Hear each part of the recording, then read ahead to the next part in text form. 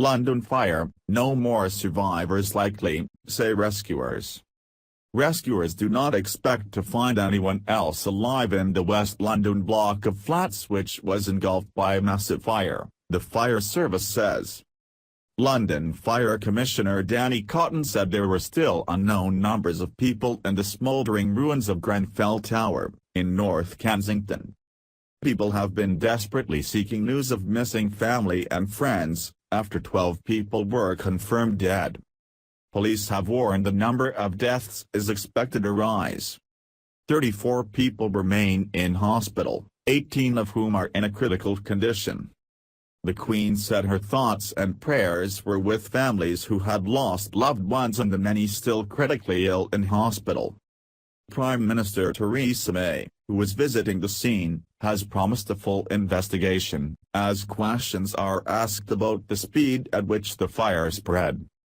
Firefighters were called to the 24-story residential tower at 0:54 BST on Wednesday, at a time when hundreds of people were inside, most of them sleeping. Many were woken by neighbors, or shouts from below, and fled the building. Fire crews rescued 65 adults and children, but some stayed in their homes, trapped by smoke and flames.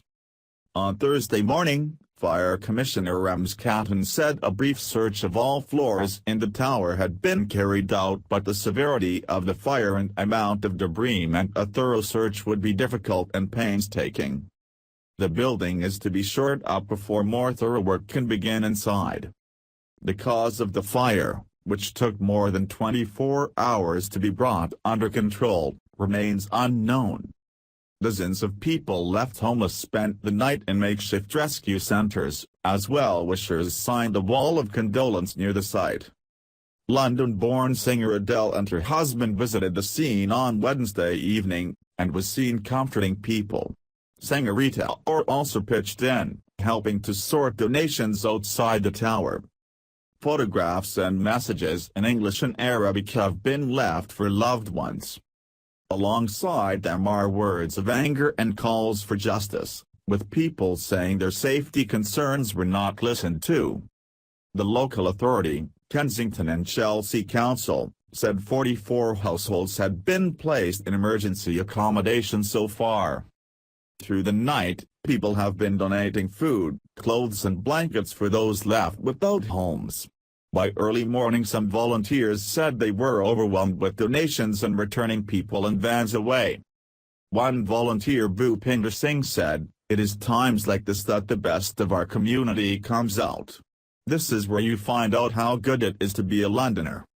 Questions have been raised about why the fire appeared to spread so quickly and engulf the entire building. BBC Newsnight's Chris Cook says the type of cladding on the outside of Grenfell Tower, installed in 2015 during a refurbishment, had a polyethylene, or plastic, core, instead of a more fireproof alternative with a mineral core. Similar cladding was used in high-rise buildings hit by fires in France, the UAE and Australia, he said. The government has said checks were now planned on tower blocks that have gone through a similar upgrade. Construction firm Rydon, which carried out the refurbishment, initially said in a statement that the work met all fire regulations. The wording was omitted in a later statement. Concerns have also been raised about fire alarms not going off and the lack of sprinklers. It is still possible to build tall buildings without sprinklers, said Russ Timpson of the Tall Buildings Fire Safety Network, but he expected regulations might change soon. Overseas colleagues are staggered when they hear tall buildings are built in the UK with a single staircase, he added. Roy Wilshire, chair of the National Fire Chiefs Council, said that if the fire spread up the outside of the tower, sprinklers might not have made a difference. Design and regulations for such tower blocks mean fire should be contained in a single flat, he said. Clearly something's gone wrong in this case. Meanwhile, appeals are being made on social media for news of friends and family who are still unaccounted for. Among them are 12-year-old Jessica Urbano Ramirez and 66-year-old grandfather Tony Dyson, from the 22nd floor. Security guard Motaku, who was visiting friends in the tower to break the Ramadan fast, is also missing. One family from the 17th floor has 5 people missing. Husna Begum and 4 other family members were last heard from 2 hours after the fire started. An emergency number, 0800-0961-233, has been set up for anyone concerned about friends or family. Read more about the missing here. Stories are continuing to emerge from those who defied official advice to stay put, and ran with their families down dark, smoke-filled corridors to get out of the building. Michael Paramasivan, who lives on the 7th floor with his girlfriend and young daughter, said, "If we had stayed in that flat, we would have perished." Others were concerned that the smoke alarms did not go off. Zoe, from the 4th floor, said, "The way the fire spread so quickly from the 4th floor, all the way up to the 23rd floor was scary." People in the street below described watching as a baby was thrown from the window. People jumped and climbed down the side of the burning tower using ropes made from bed sheets. Jody Martin said, "I watched one person falling out, I watched another woman holding her baby out the window. Hearing screams. I was yelling at everyone to get down and they were saying we can't leave our apartments, the smoke is too bad on the corridors." Grenfell Tower, North Kensington. 127 flats. 24 stories. 20 residential levels. 4 mixed levels of community areas and residential flats. 2016 refurbishment completed. The Prime Minister has promised a proper investigation into the fire.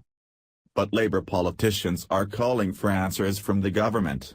Labour leader Jeremy Corbyn said, "We need to know what reports were available, what information was given and what actions were taken."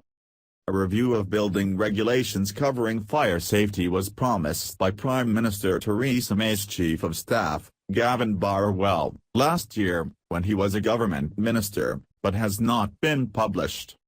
Responding to earlier reports, the Department for Communities and Local Government said it was simply not true that a report has been sat on.